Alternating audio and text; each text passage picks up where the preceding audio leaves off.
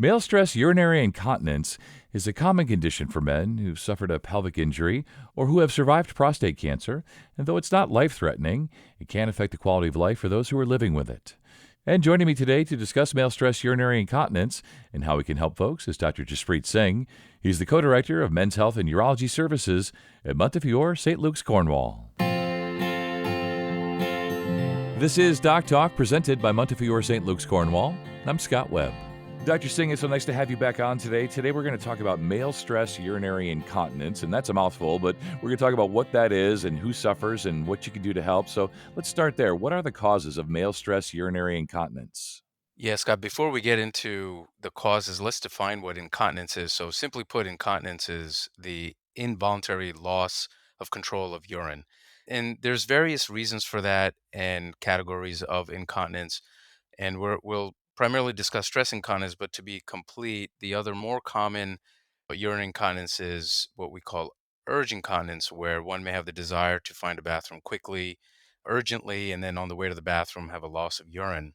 Stress incontinence, particularly in men, there needs to be a particular reason, trauma to the pelvis, or most commonly, what we are seeing are men who have undergone removal of their prostate for prostate cancer, and less frequently, men who undergo certain procedures for prostate enlargement who have a complication and are finding that they're losing control of the urine.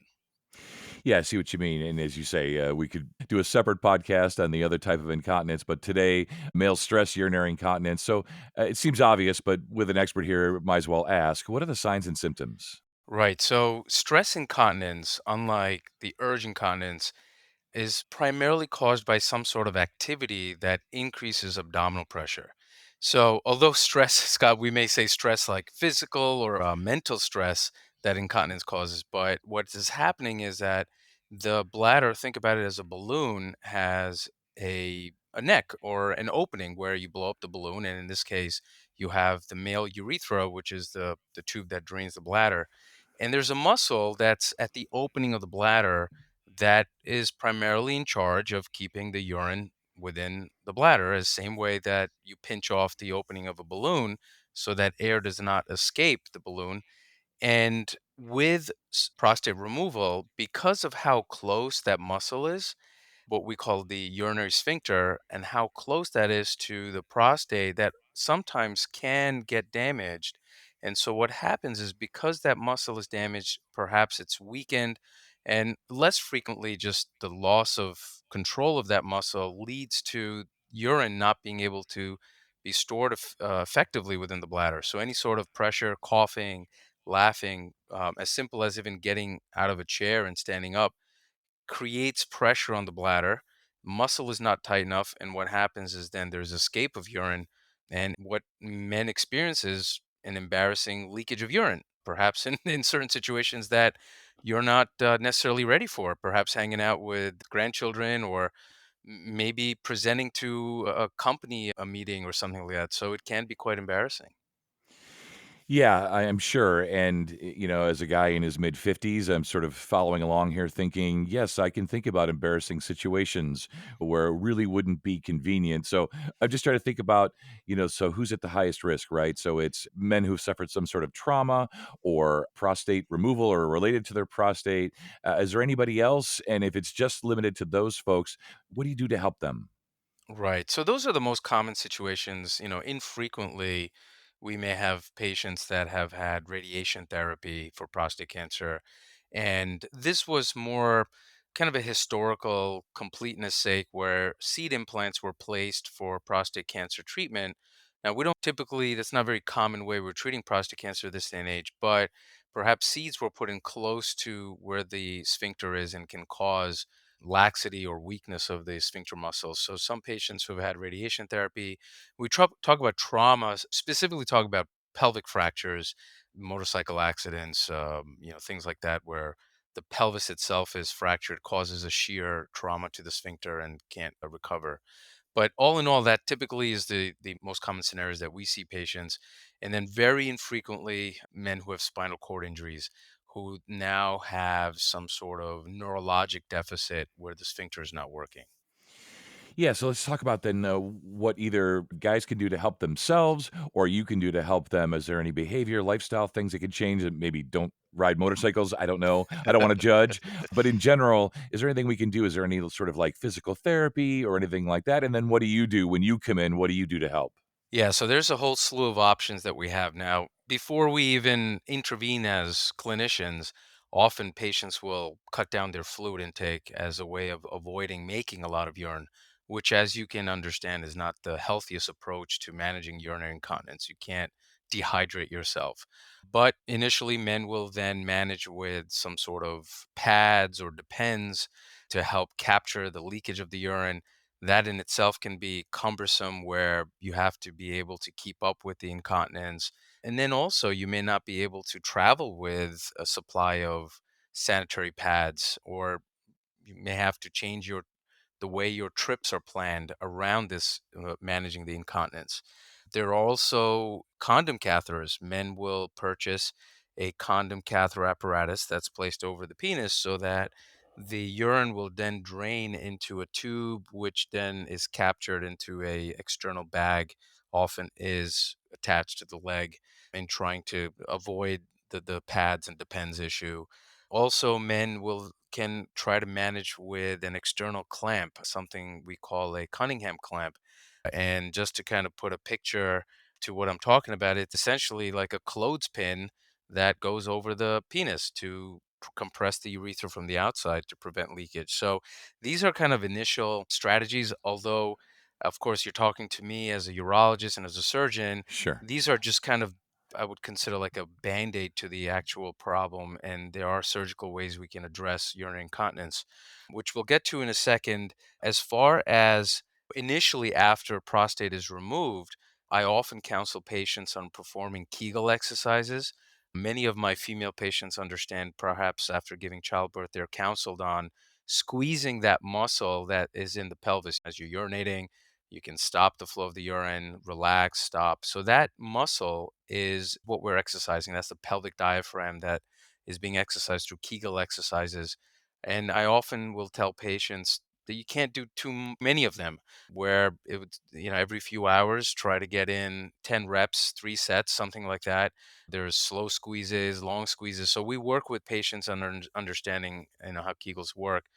But again, many of us don't know our anatomy, and I'll have patients come in saying that they're doing Kegel exercises, but they're doing nothing but clenching their butt cheeks and not getting to the muscle in the pelvis.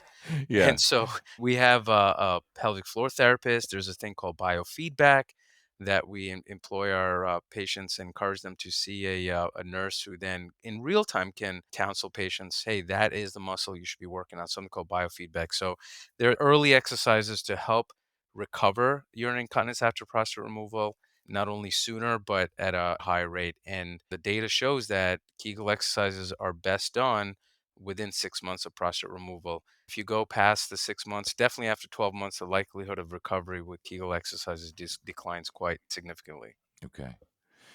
All right, so then let's talk about the surgical options. As you said, you're a urologist and a surgeon. So when we get to that point, we've tried everything else and surgery is indicated. Take us through that.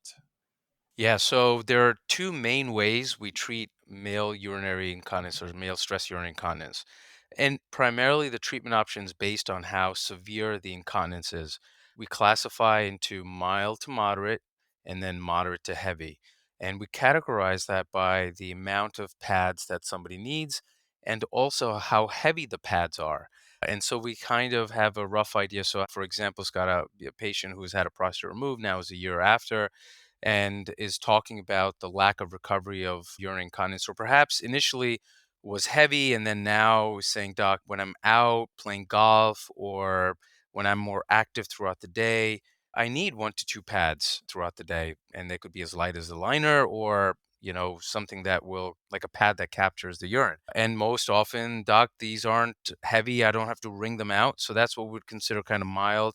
And maybe if the pads were a little heavier into moderate, as opposed to men who are needing 2, 3 depends, if not more, or are heavy when they change it, or even supplementing the depends, putting an extra pad in between to prevent the leakage. So we consider that heavy. For men who have mild to moderate incontinence, the surgical approach that we pursue is something called a male urethral sling. And there's a lot of data on this. There's a lot of data even in our female patients with urinary incontinence, stress urinary incontinence. But specifically to men, what we're doing is we are repositioning that urethra that used to be in the pelvis when the prostate was there. When the prostate's removed, the actual urethra, the bladder and the urethral connection kind of drop outside of the pelvis. So it's a sling that pulls it back and then allows a compression on the urethra so it amplifies the closure of the sphincter that's weak. It's a procedure that takes about half an hour to 45 minutes. It's a same day procedure. Physical recovery is something that takes about 2 to 3 weeks. And as far as expectations go, we are looking at greater than 50% improvement from baseline in men, about 80 to 85% at 5 years after the procedure. Sure. And so, data is pretty good. It helps to improve the urine incontinence. Our goal, obviously, is to get men completely dry. And so, I think in my hands, most of my men that undergo this procedure are reporting not needing a pad or perhaps just a safety pad in case there's a drop or two in majority of my patients. Alternatively, is a procedure called the artificial urinary sphincter, which we consider as the gold standard to managing stress urinary incontinence. This is a device that's placed on the urethra. So again, we are implanting a device that helps to close the urethra. It's inside the body, nothing that's on the outside. And the sensation to urinate's the same. The signal to go to the bathroom is the same. The bladder fills up. But the artificial urinary sphincter is a device that's keeping the urethra closed. There's a small pump, a scrotal pump, a bulb that's placed in the scrotum that the patient then has to press, allows the sphincter to open up as a natural sphincter would open up and relax and open up. And then the patient can empty the bladder. And the nice thing about the artificial urinary sphincter is that it closes by itself. So there isn't any other thing that you have to press. As far as the success rates go, they are much better than even the urethral sling. Yeah. And so the artificial urinary sphincter, is considered a gold standard because it helps to treat all types of incontinence, whether it's mild, moderate, or heavy. But typically, because it is more involved, you're actually implanting a device, tends to be a longer recovery and are reserved for men who are heavy leakers, moderate to heavy. Sure. Yeah, this is all really interesting. And, you mentioned earlier as we kind of finish up here, this with the pads and everything can be cumbersome and inconvenient, and at times with leakage, embarrassing. Final thoughts and takeaways, doctor, for guys who are suffering, who haven't been into the office to see you, and your best recommendations.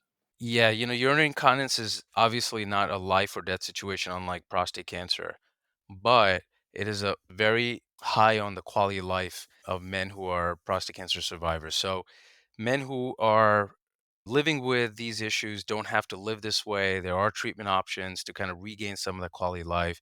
And although it's a very sensitive and perhaps embarrassing conversation to have with your doctor, it really should be done, should be driven by the patient and time to take charge in recovering some of the side effects of prostate cancer treatment. Yeah, take charge for sure. Well, I know we're going to speak again soon. Thank you for your time, and you stay well. Thanks, you too, Scott. And visit montefioreslc.org for more information about urology services. And if you found this podcast to be helpful, please be sure to share it on your social channels and be sure to check out all the other Doc Talk episodes. This has been Doc Talk, the podcast from Montefiore St. Luke's Cornwall Hospital. I'm Scott Webb. Stay well.